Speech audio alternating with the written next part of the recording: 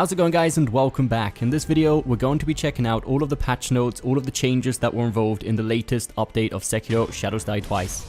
So starting off with one of the most noticeable changes is going to be that the Blazing Bull mini-boss fight is going to have less vitality and less posture. This really just means that we're going to be able to kill the Blazing Bull a lot quicker.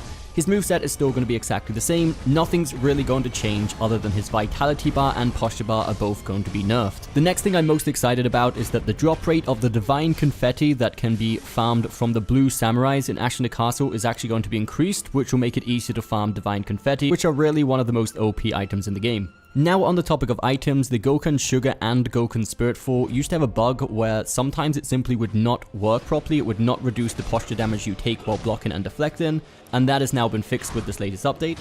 Also, in an attempt of increasing the diversity of the way people play, they've reduced the emblem cost of certain prosthetic tools as well as some of the combat arts. Included in these are the Lazulite Sacred Flame, the Loaded Axe, the Sparking Axe, and the Lazulite Axe. And then in combat arts, the Ashina Cross, the Dragon Flash, One Mind, Floating Passage, Spiral Cloud Passage, Mortal Draw, and Empowered Mortal Draw have also been reduced in the amount of Spirit Emblems it costs to use these in attempt, like I said, of trying to get people to use these more often. Also, the Spiritfall items you get as rewards for defeating the Headless have also been reduced in Spirit Emblem cost. Now for some less noticeable things, at least for most of us, is going to be the posture damage we deal while using the Senpou Leaping Kick ability and the High Monk ability are actually going to be reduced. This means we're going to deal less posture damage in the first hit of those attacks. However, apparently they've balanced it out so the consecutive hits of those combos actually have increased posture damage. The Sabimaru prosthetic tool now has an increased poison buildup against enemies who are intended to be weak against poison, for example the Snake Eyes Shirafuji.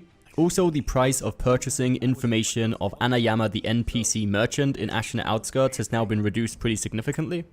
Some of the tips and text on the loading screens have now been changed and some new ones have been added.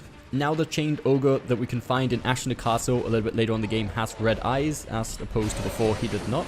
And they've also fixed a bunch of bugs there used to be where the game would crash, especially on PC, and some people's save data would get corrupted. And they've increased the stability and the performance of the game itself. So that is all the information we have on the patch note of update 1.03 for Sekiro Shadows Die Twice. For me personally, I'm really happy they fixed all the bugs and stuff. Other things just seemed kind of pointless and they're just sort of messing with stuff that didn't really need messing with in the first place. But please do leave your opinions down below. I'm very intrigued to hear. Are you happy they actually changed any of the things they changed? Or are there maybe other things that you think were way more important that should have definitely been changed that completely got ignored in this patch? So I hope you did find this video helpful, guys. If you did, don't forget that thumbs up button, subscribe for more content coming very soon, and we'll see you next time.